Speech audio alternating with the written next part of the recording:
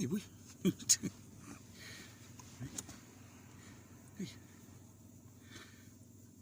This is day number 2. Day number 2 of living in my car. So, last night was interesting. So it's the 3rd of August, Saturday today. What time is it? It's 7 o'clock. And yeah, last night was eye-opening, to say the least. The spot where I decided to park, yeah, it was probably not the greatest spot to be.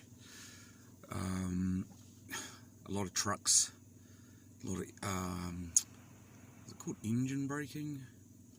And spotlights, and I got very little sleep, plus my brother called me.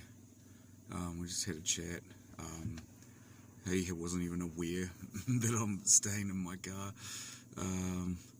Not that I'm ashamed to say anything, more along the lines of I don't want help just yet, because the second I tell him, he'll probably snap his fingers and make something happen. But I don't, yeah, I'm not ready for help. I want to try and get my way out of this and experience this for what it is. So yeah, last night was pretty shitty. I had about 4 hours sleep all up. Tonight's going to be a lot better, fingers crossed, but I've moved out of town a bit. I'm at a car park called, in a little town called, I don't even know if it's a town, a little village I would probably call it, called Hamoana. It's just on the coastline. So a tip one of my friends gave me, that lives like this, well, he's not at the moment, but he does a lot of this kind of living. His tip to me was to stay along the coastline, because the more inland you go in New Zealand, the colder it gets, and it's pretty cold here at the moment. I'm pretty sure it snowed last night, probably about 40 kilometers inland, but the coastlines, it's still cold, but like, it's not so bad. I mean, I was quite warm last night. I was quite comfortable. Just a bit more dazed and confused than anything, and not used to it just yet. So, Bucky, yeah, what are you doing? Yeah, that's Bucky, by the way. He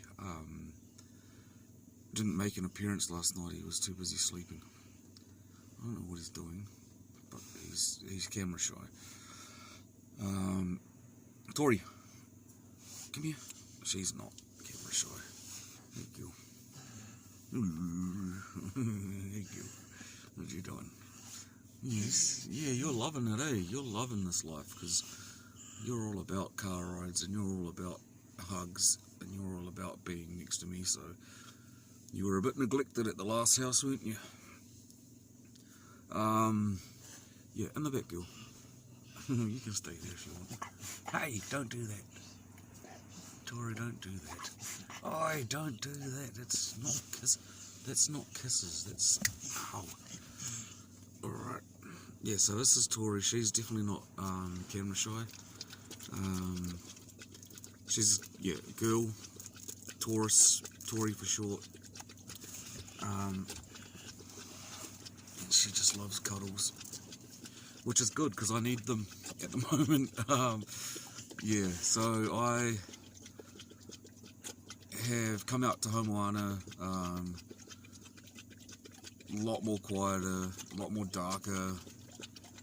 I am probably about no more than 50 meters from the beach, probably even closer than that, to the water side. And I don't know what it's like here in regards to if you're allowed to do what I'm doing. I didn't have any problems last night where I was, and that was in the middle of town, so I'm hoping that I won't have a problem here. And that's just Bucky having a drink that you can hear. It'll probably go on for 10 minutes because he is a long drinker, and it makes me happy. Listen to that. Doesn't that just make you happy? Yeah, so I spent most of the day in my car. I managed to have a round of golf, 9-hole. I picked my golf clubs up from my sister's. I took my dogs for a big walk and a big walk so they could use the bathroom and whatnot and have a good big drink. And I left them in the car for about an hour, probably just less than an hour, by themselves with the windows cracked and with a big bucket of water. They were pretty buggered, so I wouldn't be surprised if they just slept the whole entire time. I parked under a tree to keep them shaded and cool, because the sun in New Zealand really heats up fast and can be quite dangerous for animals and cars. I felt horrible leaving them in the car. I don't actually think I'll do that again, and if I do, it'll be a very rare occasion. I don't know why I feel bad about it, because they were fine and they just slept, but yeah, I don't know, just something about it. Like when I finished my golf game, I felt as if everyone knew I'd trapped my dogs in the car, my spoiled ass dogs in the car, and anyway, so yeah, I got a 9-hole of golf, and it's only a small circuit, a small course, so that was good. I played absolutely rubbish. I always play absolutely rubbish, but I played absolutely rubbish for my standards, but I literally put that down to lack of sleep last night, and yeah, just no real... Oh, and I felt dirty, and I wanted to have a shower this morning, but I thought, well, if I'm going to go play golf, then I'm going to have a shower after, because I get really sweaty, because I'm a big boy, and that's what big boys do. But yeah, so I decided I would just play golf, and it was just yuck. Like, I felt gross, I felt stale and just yuck, and yeah, so golf sucked. It was good to get some fresh air, though, it really was, and to hang out with a mate, and yeah, that was a good thing, I guess. And after that, I went to the gym, not to have a workout, just to use the shower and the toilet. Oh yeah, tonight there is a toilet and a shower not far from where I am, and that's why I've got a funny feeling that I will get kicked out of here at some stage, because I don't think it's for just homeless people to hang around at, unfortunately for me. But yeah, so I'm gonna... Oh, and yeah, where I'm parked up, it's beautiful, it's quiet, it's nice. But I'm gonna finish off my story from last night. Just if you didn't hear last night's story, then I'm gonna get into that now. Just, I was up to the part where I'm in Australia. I've got pretty bad mental health problems, anxiety, depression, things like that. Probably bipolar, but you name it, they diagnosed me with it. But it was mainly the anxiety that was causing the problems. So anyhow, I went to see... You'll have to watch the video before this if you want to know what I'm talking about, and you probably don't, because it's probably not that interesting. It's just what I have been up to previously in my life, with my life. Pretty much just explains that I just coasted through life. I didn't really have any ambitions or goals. Became a class clown kind of a person, like a joker, and just didn't take anything serious. I've been through I've probably had about 100 jobs, and I've probably been fired from all of them. The longest job I've probably ever had would have been about a year, and then fired, but then rehired for another year, then fired, then hired. So yeah, it's just the story of my life. I tend to have good runs and then bad runs, and I think it's just mental health stuff. Like I do. That's just the pattern in my life, and also like doing things, working in jobs that are just like remedial kind of.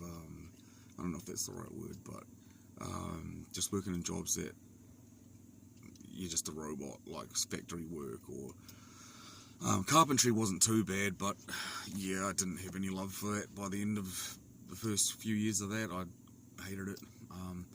Hated the culture, hated the toxic work environment. And it was, don't get me wrong, a lot of it was good, but I'm not good with confrontation, and anyway, I'm just not good with it. You rascal. You are a rascal. Hey. Pig. You look like a pig. So yeah, I am at the stage in the story where I finally went to a doctor, and she diagnosed me with anxiety and depression, and I finally started taking medication, which is a story of its own, like SSRIs, selective serotonin reuptake inhibitors. I think that's what it stands for. But yeah, so they are pretty wild. I do believe they saved my life though, but the initial starting up on them was absolutely fucking horrible. No worse than what I was going through anyway, so really, they just took a while to start having an effect, and anyway, so the medication started to work. By that time, I had made a decision as to what I'm going to do to make money, because I couldn't hold a job. By the time I would get accepted for the job and get given the job, like after trial periods and stuff, I wouldn't want to be there, and then my anxiety would kick off and I'd get fired, or I just wouldn't go back. I'd get to shifts and then just leave because my anxiety was too bad. And yeah, so I made a decision that at that point in my life, I think I would have been about 23? No, sorry, I would have been about 26. About 26. And I decided that I'm going to sell cannabis. So I had friends that, all my friends smoke cannabis. Probably 99% of them at this point. And I didn't smoke it. And I didn't have any other way of making money. So I found a friend of mine. He introduced me to a young dude. And the kid was probably like 17 years old. Young Aussie fella. I won't say his name. I might be able to use his nickname. Yeah, I'll use his nickname. His nickname was Dubbo. And I got introduced to this kid, and he didn't trust me. Like I think he'd just been used and abused too many times, but he tipped me an ounce. An ounce of marijuana is 28 grams. So for me, I got the ounce for $250. And at that time, I couldn't believe that that price was just out of this world. I was like, wow, I'm gonna make some money, So essentially I would break the ounce down into grams,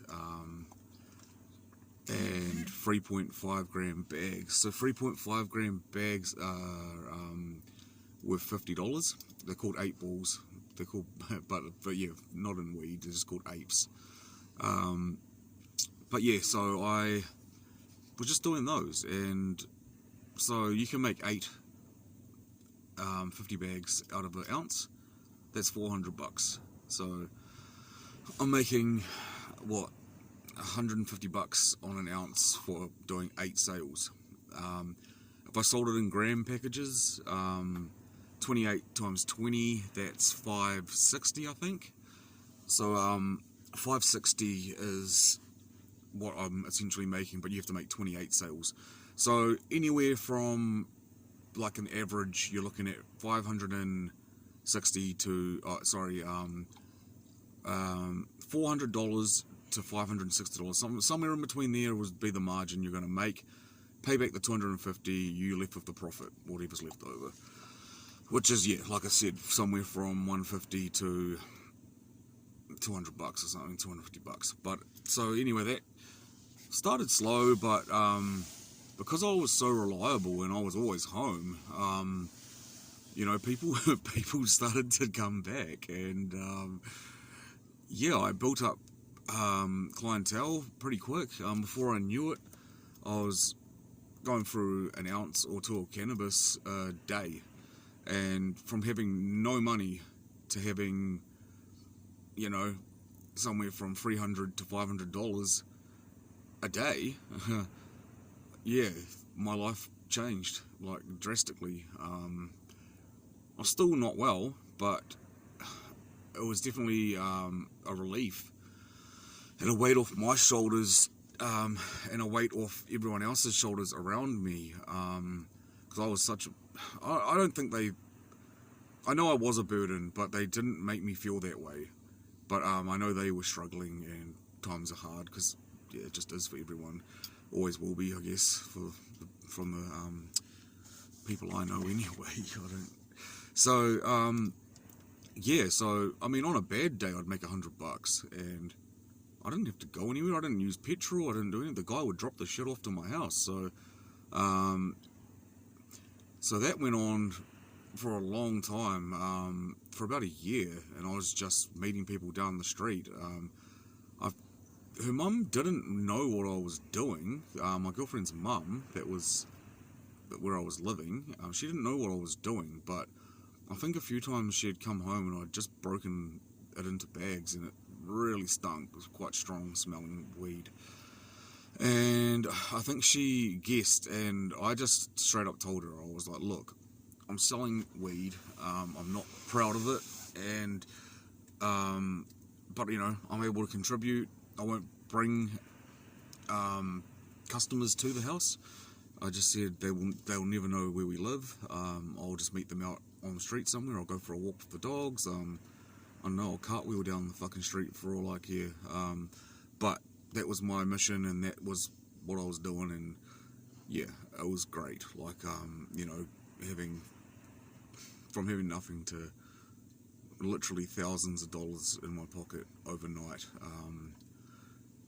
Yeah, I was ecstatic. I didn't have any more drug habits, so I kind of switched habits into just eating, going out to nice places, eating, and buying cool clothes and stuff like that, and giving money back to my brother finally, because I could, and buying things for my girlfriend's family and my girlfriend, and I felt like a fucking king, I'm telling you, like, and I'm talking real small time, like nothing, like probably the bottom of drug dealers, and I still was like, wow, like I'm fucking rich, like, so yeah, that went on for a good year from her house. Then eventually I saved up enough money and decided to get a house with my girlfriend.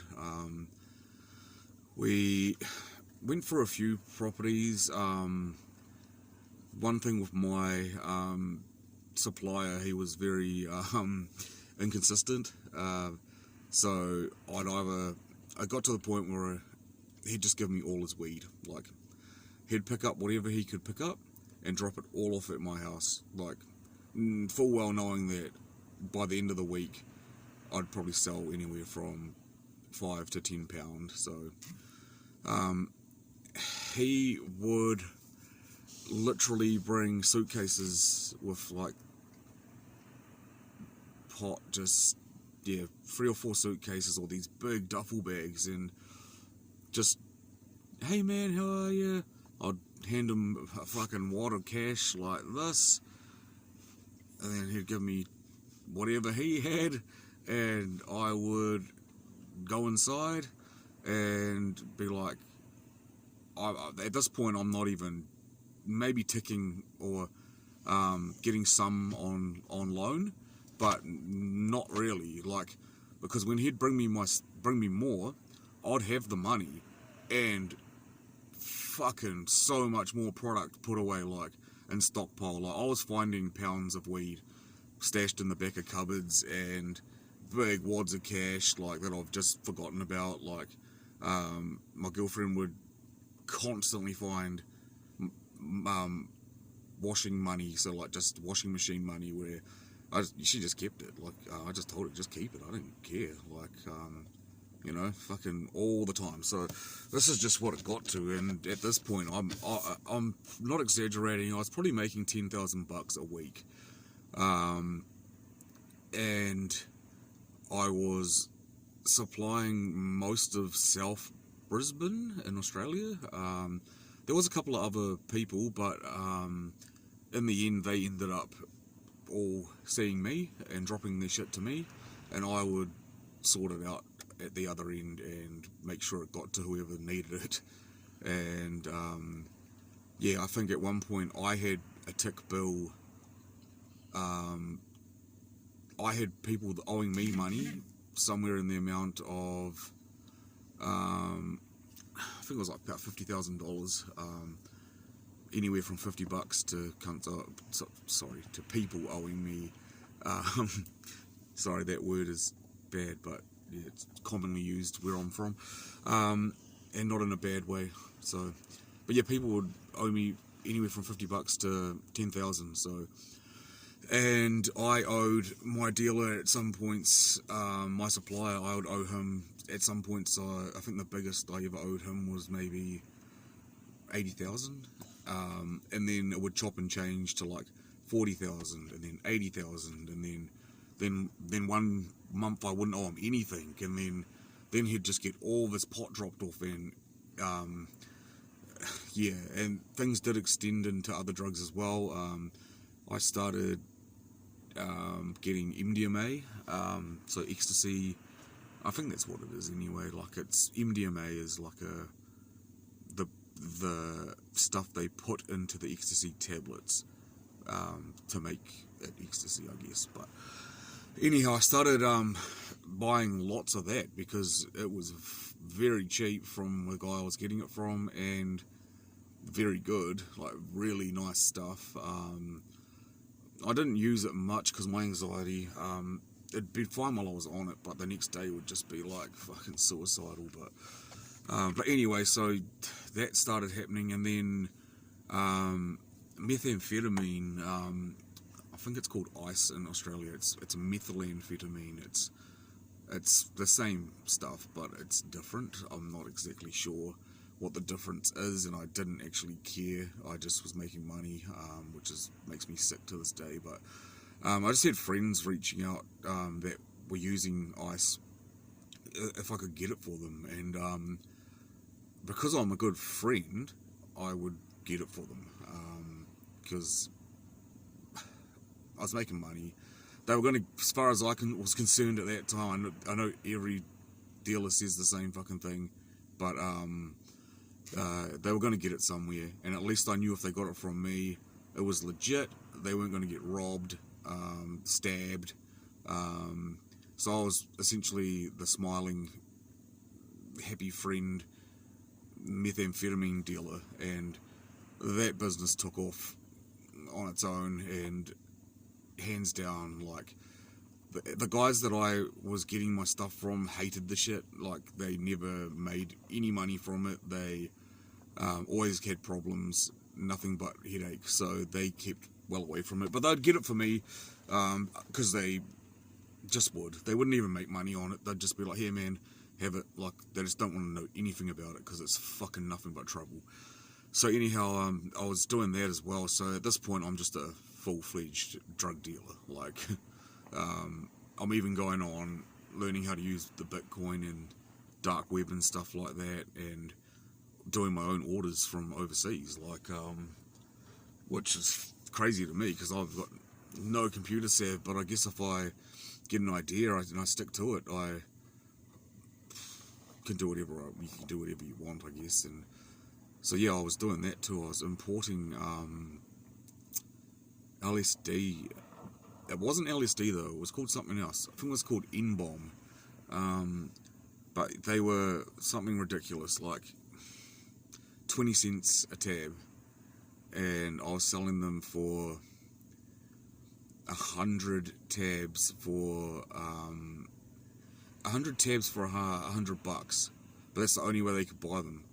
It was in packs of 100, and yeah, so do the maths on that. I'm essentially buying 100 for 20 and selling 100 for 100, so that's $80 profit, and people were buying them. Like, then they're going ahead and selling them for $20 each, you know. Like, I'm selling them for $1 to them, and then they're selling them for $20.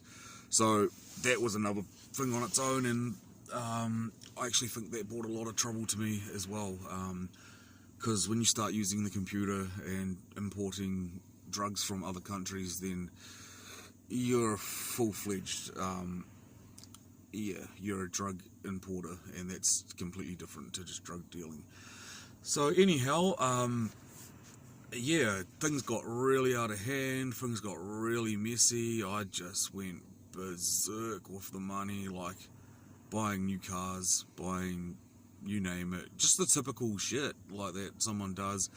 I was a bit low-key about it. I wouldn't buy like a fucking Porsche or something. I'd buy like a Mazda CX-5, but a brand new one from the shop, like zero kilometers on it.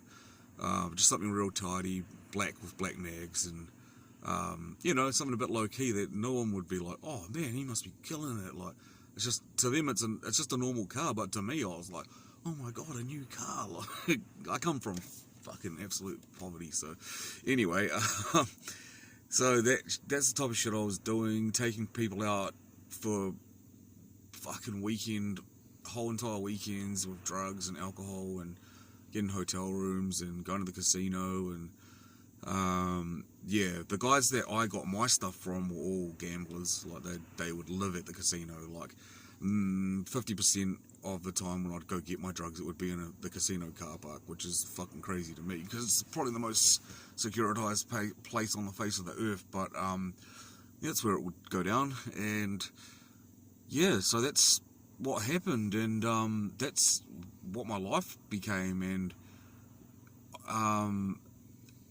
I am thankful that I got to live that life, and I'm also embarrassed that I lived that life. Yeah, so there's a lot of ups and downs about that lifestyle, and it's not till you get caught till you give a fuck. So that's just being real. Like, I didn't give a fuck. I'd probably still be doing it now if I didn't get caught, and that's just being fucking real with you. But I eventually got caught. I was real sneaky. So they had these encrypted phones back then. They were called Phantom Secure, and I don't know if I should be saying this shit. Like, I don't know. Fuck, will I get arrested and put inside? I don't fucking know. But this is all allegedly, I guess, something like that. But fuck it. This is just, it is what it is. This is what happened. So we had encrypted service phones and shit, and I was in Australia. You have to register your phones with names on them. You can't just have burner phones because of terrorist attacks and terrorism and things like that. Because yeah. Anyhow, I fucked up and I used my brother's ID for a SIM card to put in the phone. And I hadn't done that before. I'd usually, what I used to do is go to the pub and, alright, I'm gonna stop this, and yeah, this half an hour is crazy, like, of me rambling, so, I'm gonna stop this, and I'll carry on tomorrow with this story. Yeah, I mean, I am enjoying making these videos. Like, for me, it feels like a weight off my shoulders, almost like therapy. So it's like, I don't feel so alone out here in my car. I feel like I'm talking to myself for real. Like, I'm literally recording this. I don't even have a YouTube channel made, so, you know, like, I'm legit talking to myself. But yeah, it's just really good for me, so I'm going to continue to do it. I'll do one every night. Yeah, well, I'm in this predicament, I guess, and I'm going to crank the heater up for a little bit. The dogs have crashed out. They've had so much exercise today. I'm going to crank the heater up a bit, and I'm charging my phone as we speak, and it's nearly fully charged. It holds a lot of charge, and I'll probably just watch some YouTube. I've got unlimited data on my phone, so I'm not particularly, at this point, I'm not living rough just yet, although things could get worse, and I have no doubt about that. But yeah, so that's me for the night. I will show you a little bit around, like, just if I can. So I have back seat of the car.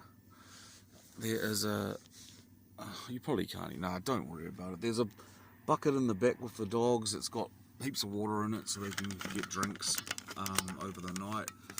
They're pretty good at telling me when they need to go toilet, so I'll let them out. I have put things on the windows just to help keep the condensation. Like, I've got a towel on that one.